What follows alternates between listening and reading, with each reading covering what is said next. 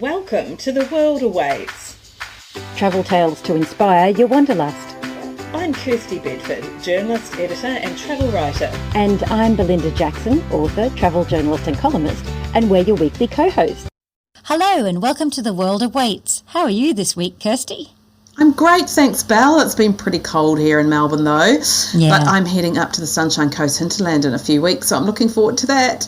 Oh, that sounds great. Work or pleasure? I'm actually going up to stay at Mullaney Lodge, and I'm going to be writing a story about my stay. So Mullaney Lodge is a renovated boutique heritage property and has a new wine bar, so I can't wait for that.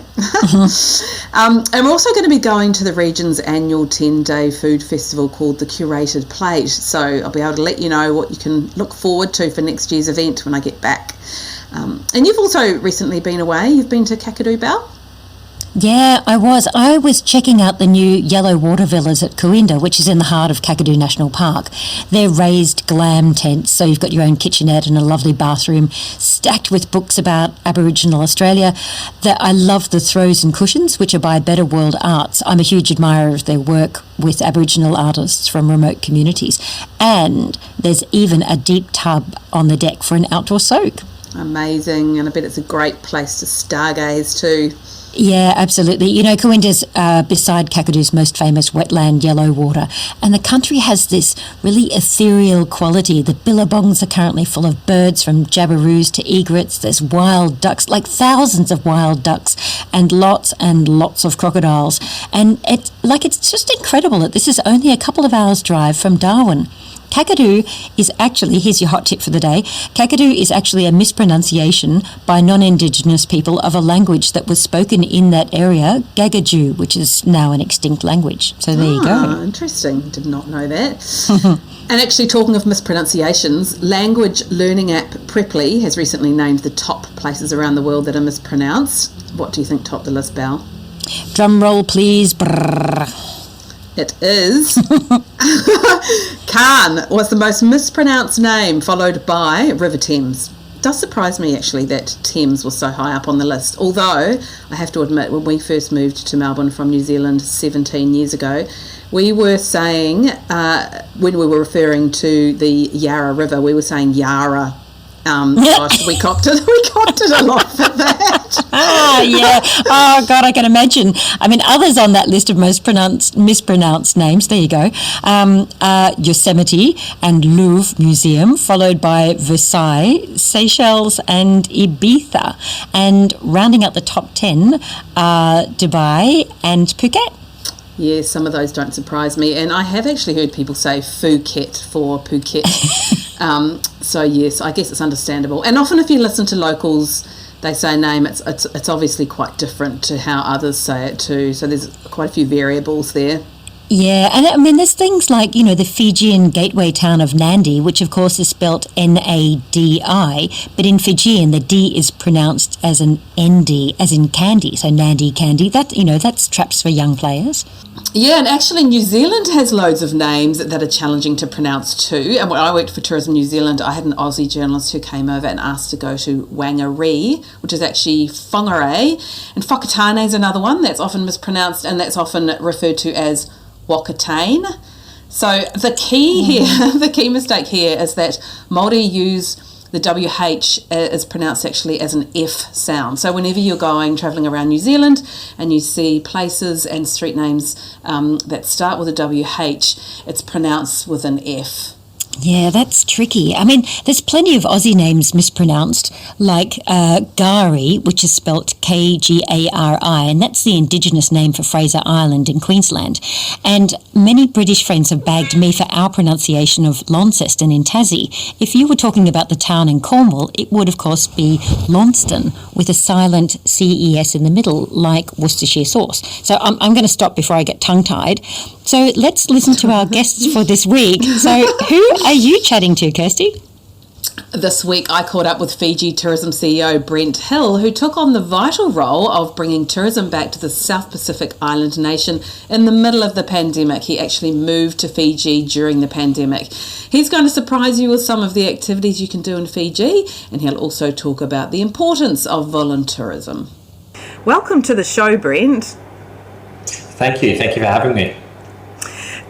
a bit about you. You moved from Australia to a foreign country in the middle of a pandemic to take on a role which is pretty vital to the country's economy. Tell us what that was like. Yeah, look, it was a difficult time in the sense that, it was in the middle of the COVID pandemic, and, when I first came over here, we had 6 p.m. curfew, and we had no tourists coming in, and unfortunately Fiji's economy had really suffered from COVID. It was quite a difficult time, and actually when I left Adelaide it was also in a lockdown, so just the logistics of getting across here were difficult, but certainly once I got here it was very much focused around how do we get Fiji open again, and that was the total focus for those sort of first 6 months. Certainly a brave move and a challenging time to come into such a big role. Look, definitely. I mean, I think from that perspective, Fiji, tourism for Fiji is such a major part of our economy. It's about 38 to 40% of GDP. So, from that perspective, it was very, very clear about what the task was and what we needed to do. And, I'm really proud of the fact that now we can, look back and say, it's been acknowledged as one of the best, reopenings around the world. We opened on December 1, 2020, which was great. Really got things cracking as quickly as we could and as safely as we could. What are some of the things that have surprised you since living in Fiji? What are sort of some of the gems that you never knew existed? Yeah, it's an amazing place to live, actually. It's there's this beautiful culture and joy and happiness, which I think before I got here I was a little cynical as to like how real that was, how authentic, and you just see that everywhere, which is beautiful. They really are the most friendliest, happiest people. And also, one of the things I've been really fortunate to do is do a lot of snorkeling and traveling around Fiji, and I just cannot get over the colour and the visibility and the marine life and the reefs and so on here in Fiji. It is absolutely stunning and beautiful warm water. So from that perspective, that's been really exciting. And probably when I came here about 10 years ago, I think the food was very simple. And that's one of the things that I've really enjoyed is how the chefs are bringing in a lot of local produce, a lot of amazing seafood, that type of stuff. So that's been a surprise and something we've really tried to push in the last year or so. And with tourism numbers now back up to those pre-pandemic levels, what are some of the challenges in maintaining that? And, for a lot of travellers, they're finding, there's issues with around not enough staff or concerns obviously around sort of staff shortages. And what are some of the challenges that you're finding now that the numbers are back up, but obviously the world's a completely different place? Yeah, well, look, the great thing has been that Australians have been coming in droves. We've never seen more Australians than we have in the back half of 2022-23, which is really great. But, in order to keep that going, I think it's a number of things. Obviously, labour is critical for us because we lose a lot of our staff across to New Zealand and Australia. We also are, hitting a point actually where we're really stretched in terms of hotels. So we're really reaching out to a lot of investors who are very keen on investing in Fiji. And probably I think the other thing is, we've done really well because we've done a lot of marketing, PR, promotion, digital, social, etc. into Australia when Australians are probably priced out of doing long haul travel. So I think as long haul travel becomes more cost effective over time, it will be a more competitive space. But we certainly think that in that time we've been able to tell the message of the beauty of Fiji and the depth of Fiji, and that it's more than just a flop and drop destination, that there's so much to see here, especially on that luxury side and the culture side. So I think in that sense we've probably shown a new side of Fiji to a lot of Australians.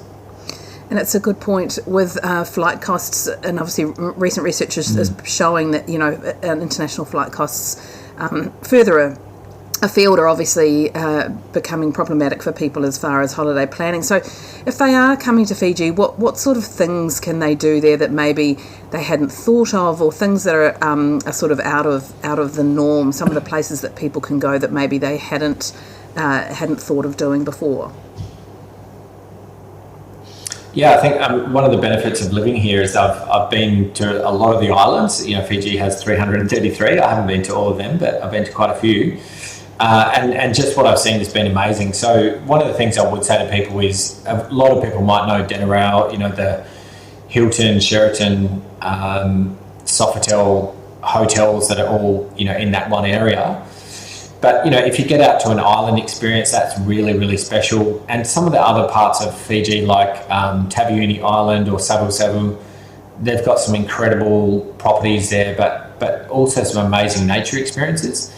And I think a lot of people don't think of Fiji as an adventure destination, and yet we've actually got some amazing things like whitewater rafting, river tubing, quad biking, hiking, kayaking, all of that kind of stuff as well. So it's definitely a place that we really encourage people to say, look, first day or two, absolutely enjoy the sun, sit back, relax, have a cocktail, all the amazing Fiji things that you expect. But certainly after that, get out and about and have a bit of fun.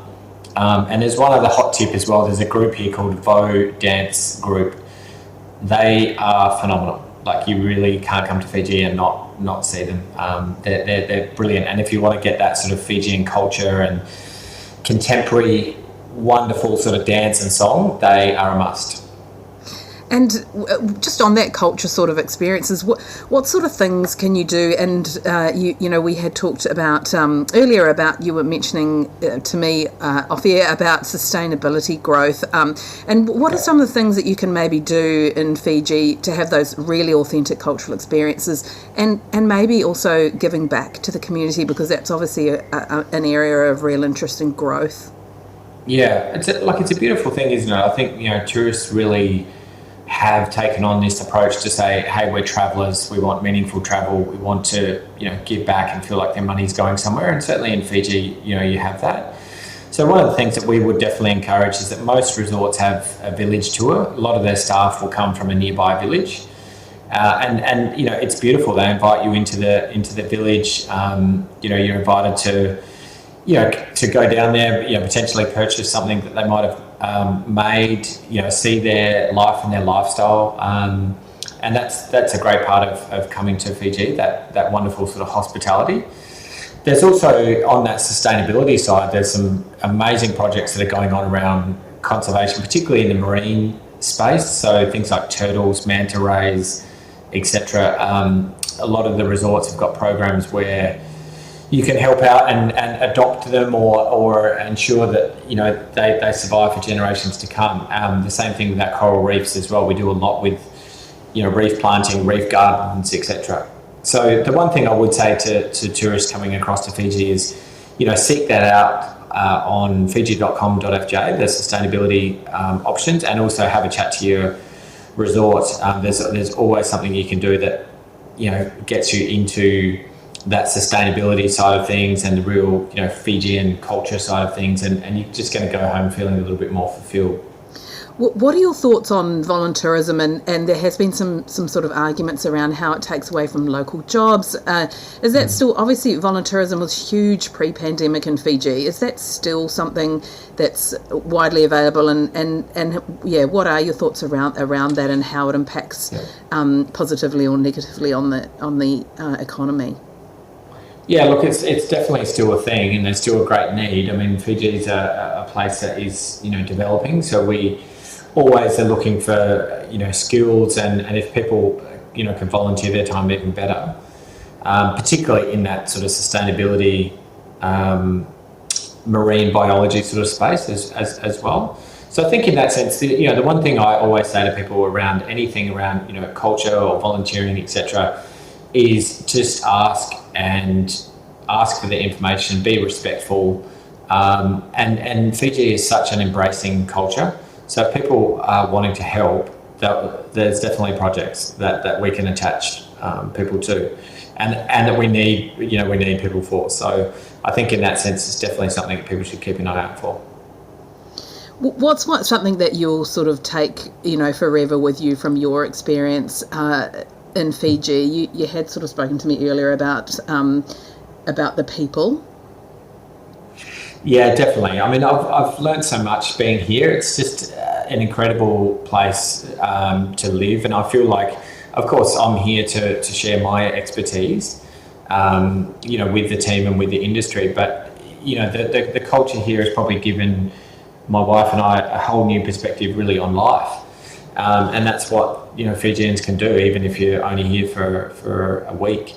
I think it's just that happiness with what life gives you, a connection to nature and a connection to land, which is really, really important, and just the importance of joy, taking time out to experience that joy. I mean, Fijians don't take life that seriously. They're not down in the mouth. They're not trudging around. That's not the Fijian way. And that's a really, really beautiful thing that, I'll definitely take for the rest of my life. Amazing. All right. Well, look. Let's just finish on something a little different. So we every time we're interviewing someone, we're asking a question that you can answer for us. And the question is, what's the most bizarre situation that you've found yourself in during your travels? Great question. Well, I've got two quick ones. The first one is, I remember being on a ferry one time. We were doing an ocean crossing. It was really, really rough, rain coming in sideways, and the entertainment was a comedian on board this ferry.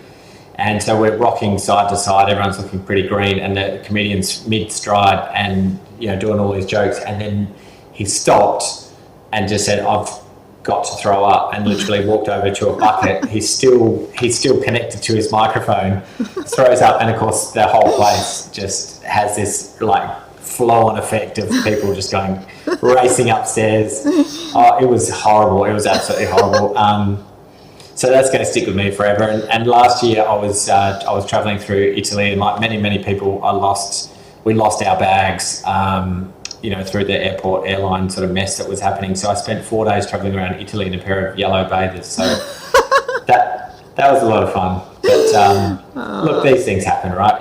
It's you live and learn from travelling. I love it. Fantastic. That's a brilliant way to end. Thank you so much for your time, Brent. I'm still laughing about Brent's most bizarre moment. Great chat, Kirsty. And if you're keen to learn more about travelling in Fiji, visit fiji.travel or check our show notes at theworldawaits.au. Our tip this week is about flight costs. Post-pandemic, we've seen a pretty horrific rise in flight costs. Inflation, the price of oil, lack of planes, and a lack of pilots have all been blamed. And in many cases, you can actually now expect to pay double what you would a year ago to go to Europe. Yeah, I mean, I recently flew to London and a one-way flight on the major airlines was $3,000. Pre-pandemic, we were looking around $1,600 to $1,800 if you weren't, doing a serious bargain hunt. That's pretty significant, isn't it? But there are some ways you can get around the high costs. So we asked a travel expert. Soulful Escapes founder Jo Langhorne takes small group tours around the world, and her advice is to look at the flight timing. For instance, Emirates has flights that depart Melbourne at 2:15 a.m. via Singapore to Dubai, and a Melbourne to Dubai flight at 5:15 a.m. direct, which are far better priced than even like 9:15 a.m. out of Melbourne. She also says if you time your departure to return midweek, Tuesdays and Wednesdays are noticeably cheaper than Thursday or Friday. Yeah, Jo also advises travelling outside school holidays if you have that luxury. And if you are ruled by the school calendar, avoid the first weekend of any of the holidays. And if you're flying to Europe, forget direct flights and opt for things like Lufthansa or Finnair via the Asian hubs. And if you're going to the US, think of the less trodden routes such as Fiji Airways with a little Nandi stopover or Air New Zealand via Auckland. For my London flights, I flew with Royal Brunei, and even though they had a 90-minute stop in Brunei and a 1-hour refuel in Dubai, just enough to grab some camel milk chocks, it was $1,000 less. Incredible. That is really, really great advice. And you can join Jo on her next tour to India in March next year by going to soulfulescapes.com.au.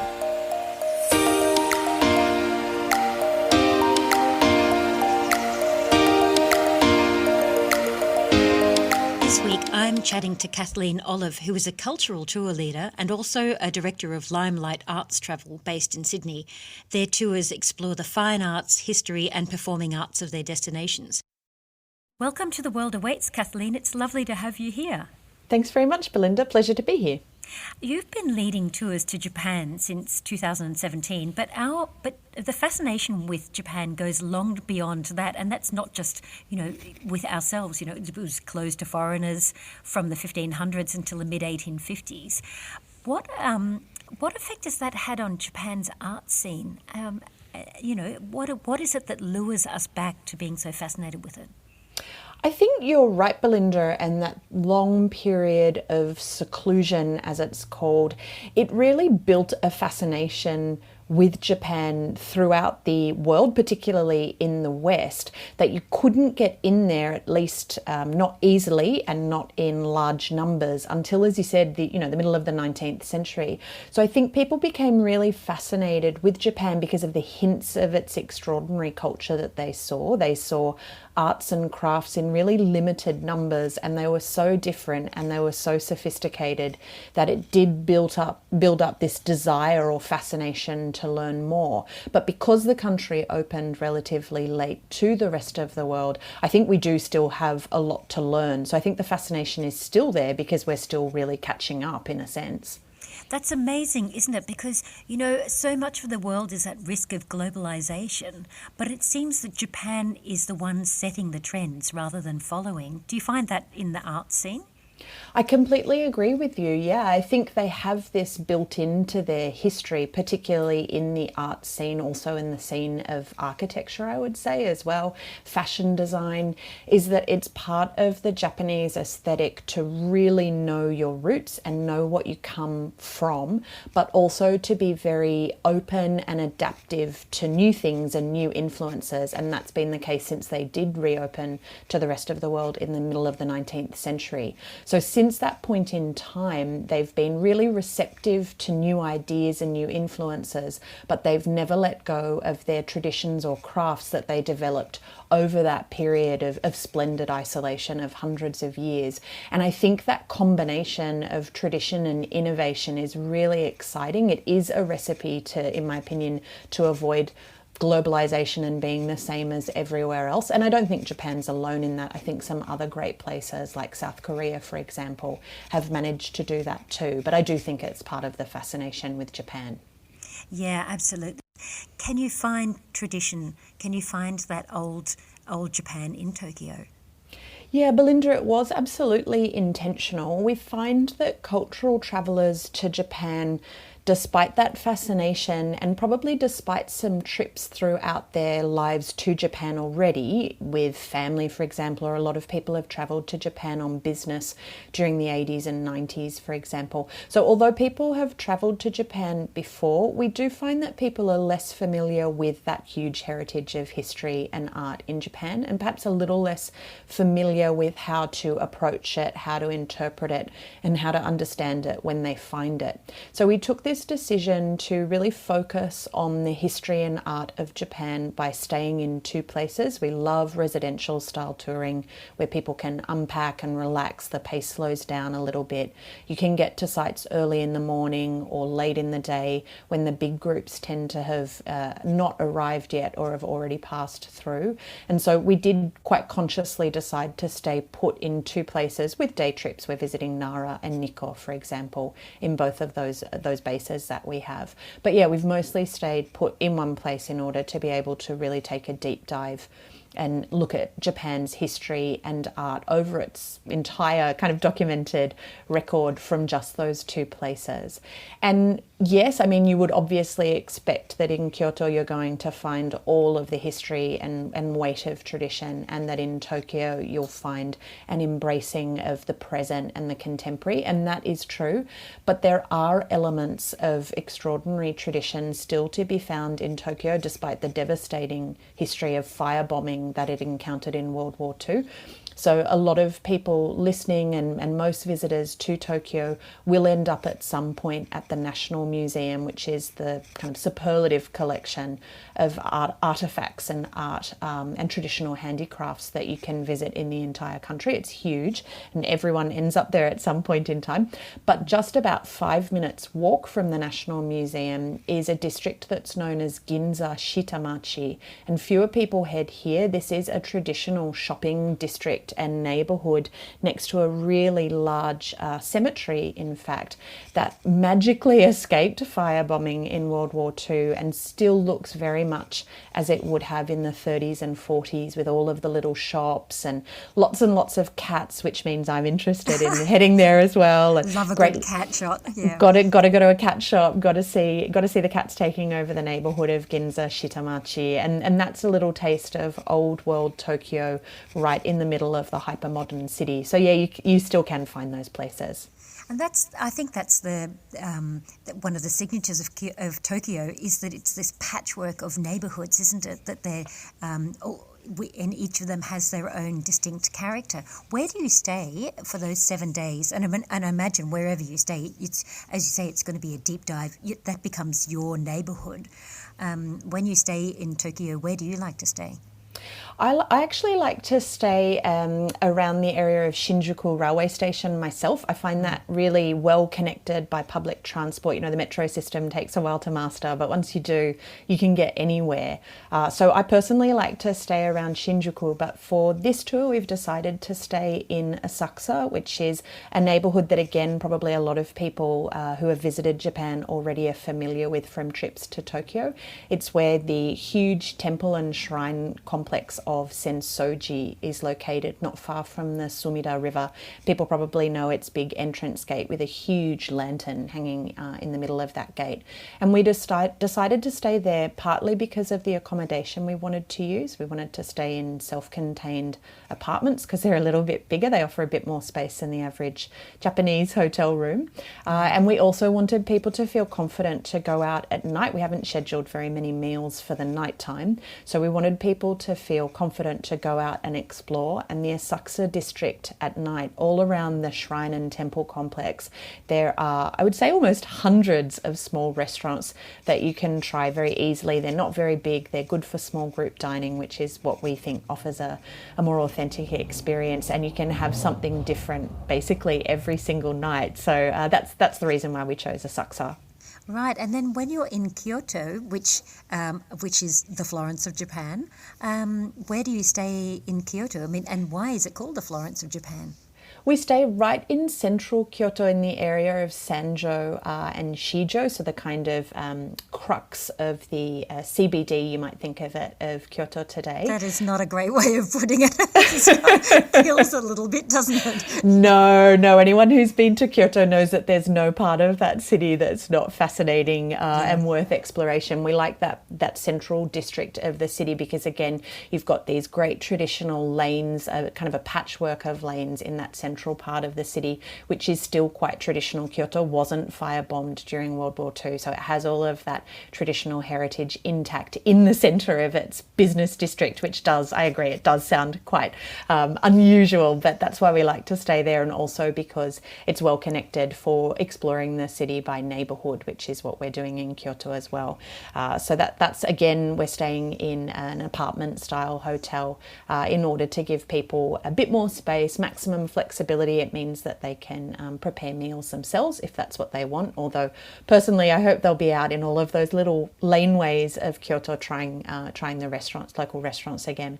Absolutely. But there is, I do quite love a good kombini meal myself. The Japanese convenience stores, or kombini, 7-Eleven, Lawson, Family Market, they're so fabulous in terms of the food. So the apartment hotel offers that possibility too. But yeah, Florence of Japan, it's a lovely description that was given to Kyoto, not by us. That's quite a well-known way of describing the city. Florence in Italy, which is another one of my great loves, as it turns out, is often thought in Italy to be the kind of heartland of Italian culture. It's where the Italian language was kind of emerged. It's where the best-known art and architecture of Italy emerged from about the 14th century. century. And Kyoto is the same for Japan. So it's where the language of Japan was really perfected in terms of its best literature, its most iconic poems and novels and tales. It's where traditional arts and crafts were refined as well in a much earlier period, in fact, than in Western Europe. So Kyoto became the center of cultural life in Japan from the 8th century. So they got there first, and it remained that high point for Japanese cultural life, some would say well into the 20th and 21st century, and it escaped the bombing of World War II. So that's the reason why we have it all intact. You're right, it is an absolutely stunning city. Of your picks in Kyoto, where is the place you find yourself always going back to, the place that holds your heart in the city? Such a hard question to answer, Belinda, because I'm the kind of nut who, really needs to explore every single tiny little temple and shrine in a city in order to feel like I've got to know the essence of that Japanese place. But in Kyoto, I'd actually have to go with an icon. Kyoto has the most important Zen dry garden in the world at a temple called Ryoanji in the northwest of the city. It's called the Temple of the Dragon at Peace, which is the kind of dragon we all want. And it is just a very, very simple gravel garden in a temple complex that has 15 rocks on a bed of gravel, nothing more, nothing less. But if you get there, if you get there before about 9 a.m. if you can stand it, if you get there really early in the morning and you just sit by yourself on the veranda of the abbot's residence and look out over that gravel rock garden, it sounds crazy, but it is a sublime experience, and it's designed to encourage in you a kind of a meditative, almost a fugue state. And it has that, I have to say, it has that impact on me, certainly. So yeah, that's where I always go. And that's why, having those experiences, that's one of the reasons you take your tours in late autumn. So you've missed the craziness of the spring cherry blossom season. Is that, do you manage to, these are very popular places, do you manage to find that serenity or that peace, that escape from the thundering crowds that are also wanting to love that same beautiful museum or temple or string of rocks? You do. You've got to be careful and clever and sensible, and also I think patient. So we time the tour for autumn in order to get the garden peak of another season, which is obviously, the colours of autumn foliage, which in Kyoto in particular are just outstanding. So we pick the season very carefully. We base the length of the tour around trying to avoid the hordes as well. So with 1 week, we can avoid people because we're spacing our itinerary out a bit more. We choose the time of day carefully. So yes, unfortunately, some mornings we do get up early in order to get to places before other people do. But yes, I think you give yourself the time, and you do have to do a little bit of research, and you can find places that other people don't know about or don't go to. Kyoto has a beautiful traditional house with a garden around it that has been turned into a private museum of what are called netsuki. They are the kind of carved fobs that hung off gentlemen's kimono people still use them in Japan, and they're these tiny little carved sculptures. They're funny and silly and erotic and beautiful, and this traditional museum in a house preserves this extraordinary collection of thousands of those. So there are places like that other people tend not to go, but they reveal a different side of Japan and its people to you. So it's well worth doing a bit of research too to find a lesser known gem that you can have to yourself. I love it. I love the as you say, it sounds just so in character yet out of character as well. It's such a surprise, and that's what we all love. And that leads me into the question that we ask all our guests. Tell me, what is your most bizarre travel experience? Go on, you can share. No one's listening. Tell no one. Belinda, it was really hard. It was actually really hard to pick one. I could think of some bizarre things that have happened to me and some bizarre things that I've seen in Japan, but in the end, I've gone for a bizarre thing that happened to me in Italy. I was very fortunate to be with a group on Lake Como in Bellagio, so no one has to feel sorry for me. But as the tour leader, you are usually assigned the most unusual room, is how I would put it. People think that you get the best room, but you usually get the most unusual one that they wouldn't want to give, quite rightly, to a paying guest. And once in Bellagio, in a lovely hotel on Lake Como, I was obviously on the lake-fronted side of the hotel, which was appropriate, but I went into the bathroom to have my evening shower. I turned the lights on, I had my shower loud and proud, and then realised at the end of this that in fact the windows in my bathroom were not glazed. There was they had no kind of opaqueness, there were no curtains, no blinds, nothing, no shutters, and my bedroom is actually located directly at footpath level. So everyone walking to and fro in Bellagio that evening would have had a very unexpected show from my hotel bathroom. So that's the most bizarre thing that's ever happened to me while travelling. One of the most bizarre things, let's put it that way. I love it. Everyone would have been saying ciao. Ciao. How are you again? Ciao in all of your glory. Nice to see you again. Indeed. I love it. Gorgeous. Well, look, thanks so much for taking us to Japan and a little side trip to Lake Como as well, Kathleen. It's a pleasure having you with us. That was really interesting, Belle. Australians certainly can't get enough of Japan, that's for sure. You can find more about Limelight Travel at limelight-arts-travel.com.au and check out our show notes for more about their upcoming Japan tours on our website, theworldawaits.au. And that brings to a close The World Awaits this week. Click to subscribe anywhere you listen to your favourite pods, and you can find us at theworldawaits.au. And where can people find you, Kirsty? I'm at Kirsty Writes on Instagram and Facebook. That's KIRSTIE Writes. And where can people find you, Belle? You'll find me at globalsalsa.com or Instagram on global_salsa. Thanks for listening. See you next week.